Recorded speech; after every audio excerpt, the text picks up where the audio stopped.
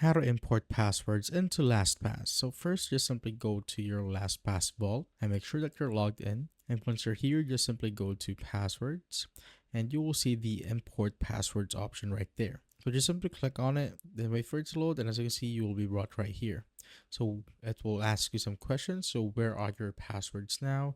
It can be from Chrome, Edge, Firefox, Opera, Explorer, or Safari. So let's say it's from Chrome. And if I click on that, it will show me the options right here. But if it's not from Chrome, it can be in one of these password managers. So we'll have the LastPass, Dashlane, and all the other stuff right here. And if it's from somewhere else, such as handwritten notes, a spreadsheet, or some other browser or password manager, you will need to use this other option. So each option has different prerequisites to be done. It will show you these instructions. So if you're in Chrome, click the profile, then to passwords, or click the three dots, then the Google Password Manager, then go to settings, then you will need to export your password. So you will need to download the file.